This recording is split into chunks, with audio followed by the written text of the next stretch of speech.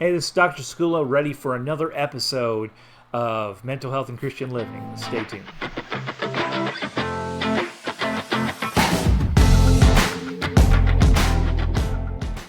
Hey, this is Nick Skula, and thank you for tuning in for another episode of Christian Living, Mental Health and Christian Living. And we're talking about a really interesting story that I think is really impactful on so many levels as we're trying to explore life and living and, mental health a little bit, being a Christian, all these things as we throw them all into, and we can pull from all these things in this story. Where we're going to be at is talking about Jesus, and I'm going to pull it up here on my phone real quick. That's why I'm looking down. But we're going to talk about Jesus in the garden.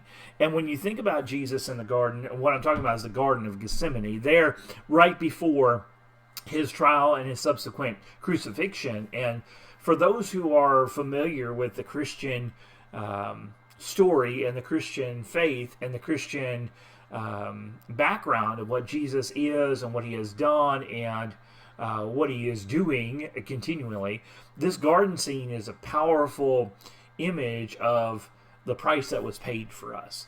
The stress and the strain that is placed on Jesus as he is contemplating that next thing that's going to happen, which is that trial and that crucifixion. So as we're thinking about this, what I want to do is I just want to put it in front of us a little bit and then just kind of work with it a little bit, because I think there's a lot in here, and we will not cover everything, but there's a lot in here that talks to life and a Christian life. There's a lot in here that talks to our mental and emotional life and health and so forth. Man, it's really good and really deep stuff. So let's do this. I'm going to pull it for our purposes, from the book of Matthew today, and I'm going to be reading the New King James Version. I would encourage you to open up your own Bible, study these things. I think it would be really helpful. But for the purpose of this little podcast, what I want to do is focus down in verse 36. This is Matthew 26, starting in verse 36.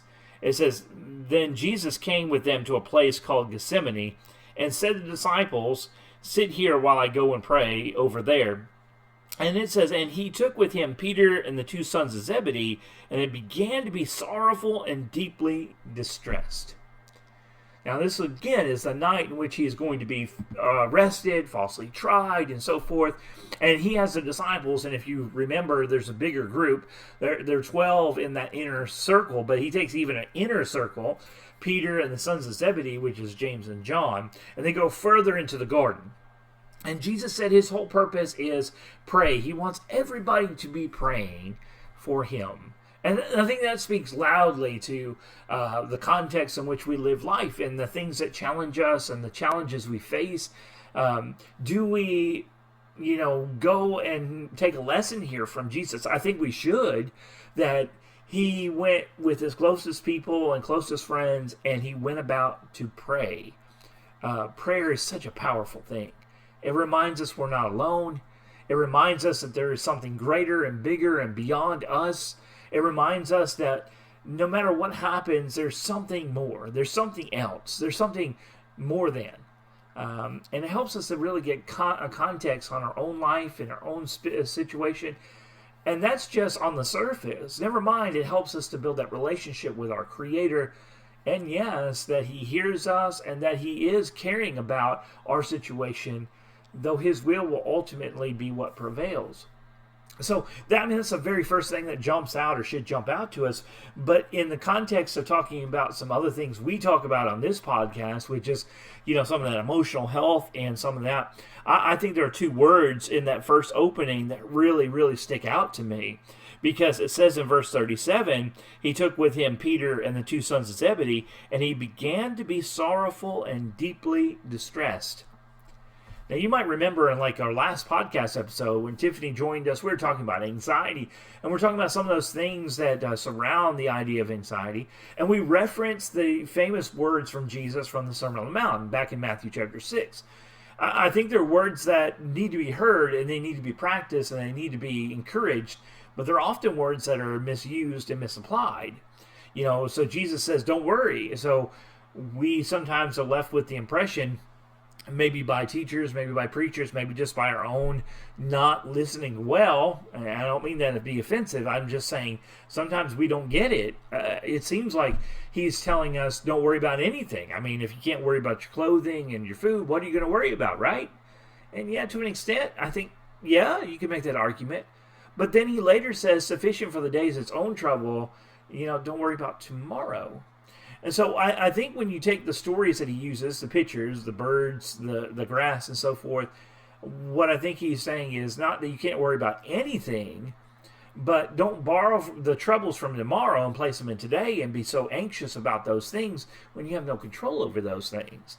Sufficient for the day is its own trouble. And I think that's what we see with Jesus here. He comes to the garden and it says he began to be. And so he wasn't beforehand. He wasn't overly taken over by the things that were laid ahead of him, but now they're here. Now they're on top of him, and he becomes sorrowful and he becomes distressed. Now he's becoming anxious and stressed. So a couple little side pieces here. For those who might struggle with the idea that if I'm anxious, it's automatically a sign that I don't have faith or that there's a problem with my faith. Listen, Jesus didn't have a problem with his faith. He had a problem with what he was facing, and it was heavy, and he was dealing with it, right? So we put that besides what Jesus is trying to tell us before, is that we need to trust God with tomorrow, but we are going to have moments that bring us distress and sorrowfulness. That's not a lack of faith, okay? And we need there's a lot to be said there and a lot of nuance there, but maybe we can say a little bit more of that as we go on. But that's the second one. So we have the prayer picture, and then we have this idea of him being distressed and sorrowful, which there's so many other pieces. Talk about the emotions of God, the emotions of Christ, and how he knows our own struggles and feels our own pain because he lived that life too. So there's so many lessons found within this one picture that are so powerful. But let me go a little bit further into this, because we just picked up the first two verses of this text. It says in verse 38, then he said to them, my soul is exceedingly sorrowful, even to death. In other words, he knows that death is at his doorstep, but his sorrow is so heavy, it's almost as if he's going to die. I mean, that's heavy. That's heavy stuff. And we don't need to come in here and help Jesus out, because Jesus is our ultimate example. What I mean by that is sometimes we come in here and try to make Jesus not experience the things he's experiencing, and I don't know why. Because he's experiencing them and sharing them to teach them and to teach us. This moment is heavy, and he feels every bit of it. And it's not a question of faith, obviously. So anyway, he is feeling this. Verse 39, it says, he went a little farther and fell on his face. We bring in Luke and Mark and so forth, and we hear that his blood became like drops, or his sweat became like drops of blood. But he went a little farther, fell on his face, prayed, saying, "Oh, my Father, if it is possible, let this cup pass from me. Nevertheless, not as I will, but as you will." Again, I want to go back to the idea of what we talk about a lot on this particular podcast. We're going to have moments in our life where there is a cup that is at our, at our lips that we do not want to drink. And I mean that metaphorically, as Jesus says here. In other words, it's not something we want to go through. We get a diagnosis we don't want. We have problems in a relationship we'd much rather wipe away. We have our own struggles, our own mental health sometimes, or financial issues, and man, God, would you just take it away? I mean, can't we can feel where Jesus is at, can't we? Can we connect to that idea and realize that, look, Jesus is there. He knows when we're there. This isn't to excuse the lack of faith. We can talk about that. I mean, I think our faith and the lack of our faith sometimes will make these moments out of moments that shouldn't be these moments, if that makes sense. And we need to grow and mature just like we need to in a lot of things. But I come back to the idea, this is Jesus, the perfect one, the one without sin. And he is feeling every bit of the emotions of this moment, the stress of this moment. He is anxious. Yes, I say that unapologetically. He is frustrated, I'm sure, because he's going to get up and he's going to see his friends. We're not going to read that. And 3 times we're going to go through this process. He prays to God. He gets up, he sees his buddies, his friends, his companions while they're asleep. Maybe he feels alone. It doesn't say that, but how could you not, right? I think of the words when he's on the cross and he says, why have you forsaken me? And it's not that God has left him. He knows what's going on. But I think it's that loneliness. I feel alone in this moment, like the first time probably Jesus has felt that way since creation, right? He's always been with God the Father, God the Spirit. And now, for a moment, yeah. Well, there's so much in this text. So much that speaks to our human nature and our human condition. So much that speaks to what Jesus has done in our spiritual health.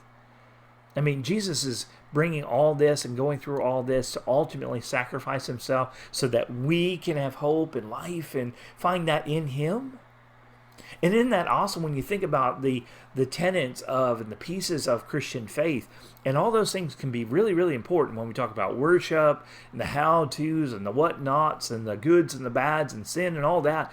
But just for a moment, if we thought about it, really this moment, and really connected to how much we feel these moments in our life, and realize that he went through that, we tried to avoid it. And yes, he's asking for it to be taken away, but he's all in. He says, but Father, your will. And endured even more than that physically and went to the cross for you and me. Man, why should I feel alone? Why should you feel alone? Look, I don't want to make light of people who do at times feel lonely and feel depressed and feel down. And this is what I would encourage you to think about as you look at this text, that you study and you grow and you hopefully, as you read through and study and think about and apply these things, you have that personal growth. But along the way, he prayed, right? He wasn't going to face this moment alone. He's going to face it with God. He tried not to face this moment alone. He wanted to face it with his friends. And you and I, we need to realize that we don't have to face these moments alone. If we're feeling this way, we go to our friends. Maybe sometimes they're not able to provide us what we need. I think you see that. I don't think they're being bad friends falling asleep. I think they're tired and wore out just like anybody else. And that's why they fall asleep. That's just my personal opinion. I can't know that for certain. I just know they did. Goes to the Father. You and I can turn to people who can help us. We turn to counselors and so forth, and we should. I don't know why. I hope that stigma is lifting among Christian circles to understand that it's not always just a faith thing. Sometimes it's a trauma thing. Sometimes it's a thought process thing. Sometimes it's a chemical thing. Well, sometimes we need more help, but we definitely need God. Okay? It's not an either or. Sometimes we need both. So here's my encouragement in this little podcast is that, we have this opportunity to live a life. We're the only ones that get to live it. What I mean by that is you can't live my life for me. I can't live it for you. The only person that can live my life is me. And the only person that can live your life is you. And Jesus is trying to, and God has been trying to lead us in a way to give us not only information, but examples and direction and guidance and, yes, counsel to live it successfully. So we need to turn to God more. We need to study. We need to find that church family that can give us that support. And if those moments come where our anxiety, our stress, our grief, or whatever that we're experiencing is just overwhelming us, we need to reach out to those who are trained to help us, just like we'd reach out to a doctor if our physical bodies and physical health was doing the same. So my takeaway, my encouragement for you is to go back and read Matthew chapter 26, at least the story we were into. Read about how he goes back and forth, how he's distressed and sorrowful, and know he understands. He understands. I really want to send this word of encouragement out to whoever's watching this podcast, that you are not alone in this life. You're not alone in this world. If you ever feel alone, would you reach out to someone? If you really feel depressed and down, please, by all means, reach out to a professional, but reach out to someone. I'm going to leave you with this, and this comes back from the same text that we were just in, Matthew chapter 26. And we were reading from this story where Jesus is in the garden and he's praying, and man, I alluded to it. We didn't read it. He keeps getting up, and his buddies, his friends, his companions are falling asleep. Well, at the very end of this kind of prayer piece of this story, before they come in to arrest him, and we go in verse 45, and he's going to go to him one more time, to his disciples. It says, "Then he came to his disciples and said to them, 'Are you still sleeping and resting? Behold, the hour is at hand, and the Son of Man is being betrayed into the hands of sinners.'" Man, think about that. His friends are asleep. We know Judas is out there betraying him. We know they're coming to take him unlawfully, unjustly. What does he say? "Rise and let us be going." I know those are real weird words to go, but sometimes we need to get up. We need to get up and go. We need to get up and go get that help we need. We need to get up and reach out to someone. We need to get up and get our Bibles and study. Sometimes we just need to rise up and do in the moment.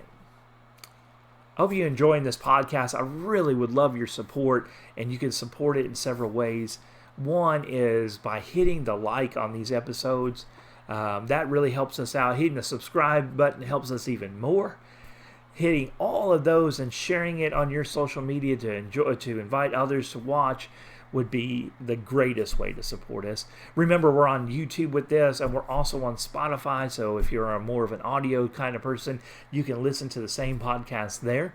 But really love your support, appreciate your support so far, and hope that you'll continue to do so. Until our next episode, I hope that you have a blessed day, and I hope that you'll continue to look to Jesus to find that encouragement in life.